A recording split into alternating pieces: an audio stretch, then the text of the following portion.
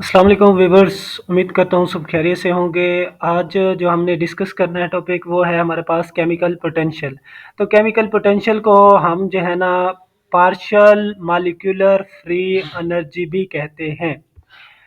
Chemical potential को हम क्या कहते हैं? केमिकल पोटेंशियल का दूसरा नाम है पार्शियल मोलर फ्री एनर्जी। अगर आप लोगों के पास एग्जाम में ये पूछ ले कि पार्शियल मोलर फ्री एनर्जी के बारे में जो है ना एक्सप्लेन करें, तो आप लोगों ने कंफ्यूज नहीं होना। इन दोनों में इन दोनों का मतलब एक ही है। तो ये हमारे पास इट हमारे पास if the extensive property of the solution under study free energy. अगर हमारे पास फ्री एनर्जी में हम जो है ना उसको सॉल्यूशन को स्टडी करते हैं, तो देन हमारे पास जो होगा ना जी हमारे पास होगा रिप्रेजेंट करेगा पार्शियल मोलर फ्री एनर्जी को। किसको रिप्रेजेंट करेगा? पार्शियल मोलर फ्री एनर्जी को रिप्रेजेंट करेगा। पार्शियल मोलर फ्री एनर्जी को हम जो है ना केमिकल पोटेंशियल भी कहते हैं। ठीक है। इसके अलावा जो है ना हमारे पास ये अभी जो हमने तो जो है ना इससे प्रीवियस लेक्चर में हमने पार्शियल मोलर क्वांटिटीज़ को डिस्कस किया था। वो पार्शियल मोलर क्वांटिटीज़ में जो है ना हमने जो है ना इस टॉपिक को इस टॉपिक के रिलेटेड जो है ना हमने अच्छे से उसको एक्सप्लेन किया था। अगर आप लोगों को इसको अच्छे से समझना है, तो आप लोग जो है ना जाके मेरा दूसरा लेक्चर जो है ना वो पार्शियल मोलर क्वांटिटीज़ वाला जाके देखें। उसमें सारा अच्छे से एक्सप्लेन किया हुआ है। इधर मैं शॉर्ट बताऊंगा क्योंकि ये पहले एक्सप्लेन कर चुके हैं हम इस चीज़ को। तो सबसे पहले हमने ये इक्वेशन निकाली थी उसमें। तो उसमें हमने कहा था कि पार्शियल जी ओवर पार्शियल हमारे पास पी प्रेशर के हिसाब से। इसमें मैं आप लोगों को जस्ट इतना सिंपल ये बताऊं कि अगर हम चेंज लेके आ रहे हैं टेम्परेचर प्रेशर के हिसाब से, तो हम जो है ना इधर प्रेशर लिखेंगे और इधर भी हम प्रेशर लिखेंगे, और इधर हम प्रेशर नहीं लिखेंगे। ठीक है। इधर हम जो बाकी की रिमेनिंग चीज़ें होंगी वो लिखेंगे। और ऐसे ही प्लस हम फिर जब चेंज लेके आएंगे टेम्परेचर में, तो फिर हम इधर भी टेम्परेचर लिखेंगे और इधर भी टेम्परेचर, इधर हम टेम्परेचर नहीं लिखेंगे। ठीक है। अब नेक्स्ट हमारे पास है जो है ना नंबर ऑफ मोल्स। तो इधर हम जो है ना नंबर ऑफ मोल्स में हम जो है ना यहाँ पे इधर भी हम नंबर ऑफ N1 लिखेंगे, इधर भी हम N1 लिखेंगे।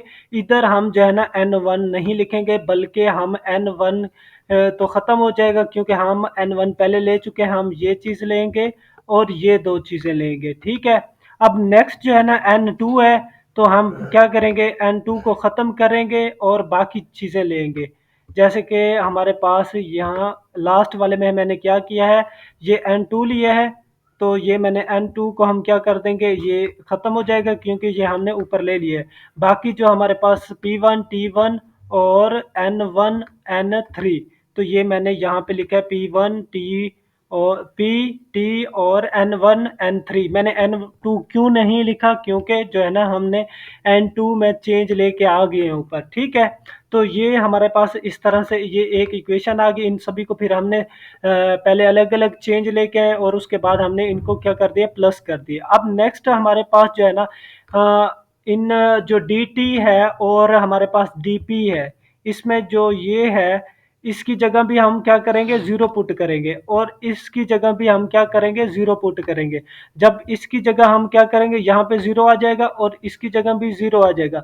तो ज़ीरो इसके साथ मल्टीप्लाई होगा तो क्या आंसर आ जाएगा, ज़ीरो। तो मैंने यहाँ इस पूरे की जगह मैंने फिर क्या लिखा है, इस पूरे की जगह फिर क्या आ जाएगा, ज़ीरो आ जाएगा। क्योंकि जब हम कह रहे हैं कि डी पी क्या होगा, ज़ीरो होगा। डी पी क्या होगा, ज़ीरो होगा। तो हमारे पास ये सारा ज़ीरो हो जाएगा। ठीक है। और जब हम कहेंगे कि डी टी ज़ीरो है, जब हमारे पास डी टी ज़ीरो है, तो ये क्या हो जाएगा, फिर डी टी की जगह ये हमारे पास सारा ज़ीरो हो जाएगा। तो इसलिए हम जो है ना इस पूरे फैक्टर की जगह हम जो है ना फिर क्या पर लगा देंगे, ज़ीरो लिख देंगे। तो यहाँ पे मैंने ज़ीरो लिखा है। ये ज़ीरो मैंने क्यों लिखा है? जब हम कहते हैं कि डी पी और हमारे पास प्रेशर और टेम्परेचर जो होंगे ना कांस्टेंट होंगे, तो देन हमारे पास इक्वेशन जो है ना, इक्वेशन में ये चीज़ ज़ीरो इसके साथ मल्टीप्लाई हो जाएगी तो ज़ीरो, इसके साथ जो जब हम पुट करेंगे इसकी जगह ज़ीरो, तो ये इसके साथ मल्टीप्लाई होगा तो क्या हो जाएगा, ज़ीरो हो जाएगा सारा। तो ये भी फैक्टर ज़ीरो, ये भी फैक्टर ज़ीरो, और ये जो है ना सेम एज इट इज़ ही लिखेंगे। ये सेम एज इट इज़ आ गया, ये सेम एज इट इज़ आ गया, और ये वाला जो है ना हमने ये लिखा है, ये भी सेम एज इट इज़, और ये प्लस का साइन आ गया हमारे पास, और ये हमने ये भी सेम एज इट इज़, और ये भी entry same as it is, और बाकी ये जो चीज़ें थी ये भी हमने सेम एज इट इज़ ही लिखी हैं। ठीक है, अब नेक्स्ट स्टेप में हमारे पास जो है कि डी जी है हमारे पास। अब नेक्स्ट स्टेप में मैंने ये जस्ट ये ज़ीरो, दोनों ज़ीरो को ख़त्म किया और बाकी सेम एज इट इज़ मैंने लिख दिया है। ठीक है, अब नेक्स्ट स्टेप में हम क्या करेंगे कि जो हमारे पास ये हमारे पास ये जो चीज़ें हैं यहाँ तक, इस पूरे को हम नेम देंगे म्यू वन।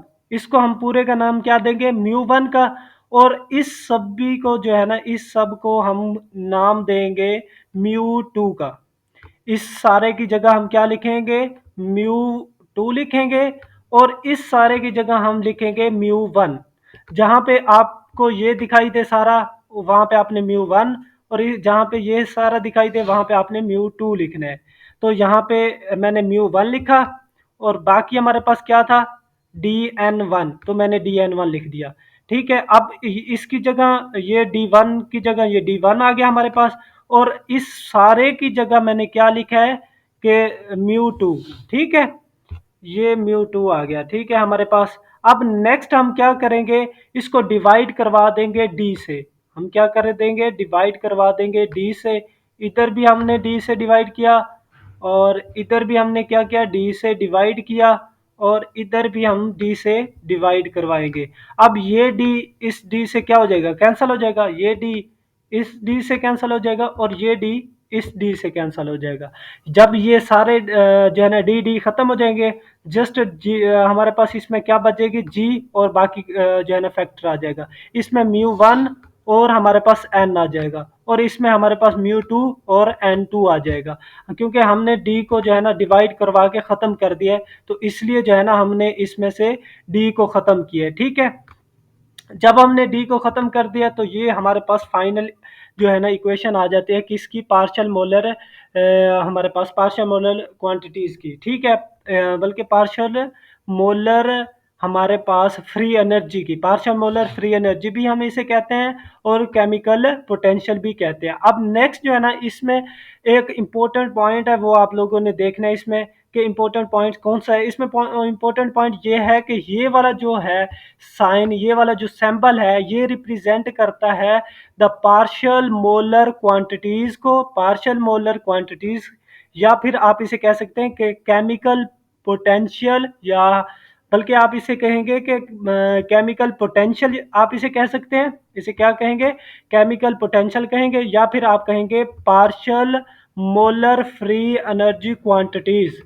इसके दो नेम है। इसको आप हम जो है ना पार्शियल केमिकल पोटेंशियल भी हम इसे कह सकते हैं, पार्शियल मोलर एनर्जी क्वांटिटीज कह सकते हैं।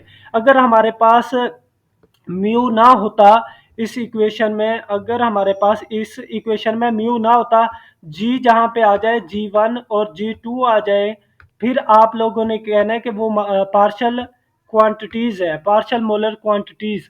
लेकिन ये पार्शियल मोलर क्वांटिटीज नहीं है, बल्कि ये partial molar free energy quantities है, फ्री एनर्जी क्वांटिटीज है। इन दोनों में ये डिफरेंस याद रखना है। जो प्रीवियस हमने पिछले लेक्चर में हमने जो देखा था क्वेश्चन, वो भी सेम एज इट इज़ ही था, लेकिन उनमें थोड़ा सा डिफरेंस ये आ रहा है कि वहाँ पे हमने जी वन और जी टू को यूज़ किया था, यहाँ पे हम म्यू वन और म्यू टू को हम जो है ना यूज़ करेंगे। ठीक है, अब नेक्स्ट हमारे पास इसमें एक इम्पोर्टेंट पॉइंट ये है कि इसमें जो है ना free energy is an extensive property. जो हम फ्री एनर्जी ये यूज़ कर रहे हैं ना, जो हमने यूज़ करते हैं, वो हमारे पास होती है एक्सटेंसिव प्रॉपर्टी होती है। जबकि हम जो केमिकल पोटेंशियल है, ये हमारे पास इंटेंसिव प्रॉपर्टी है। इंटेंसिव और एक्सटेंसिव प्रॉपर्टी में आप लोगों ने ये इसमें डिफरेंस याद रखने के, एक्सटेंसिव प्रॉपर्टी कौन सी है और इंटेंसिव प्रॉपर्टी कौन सी है।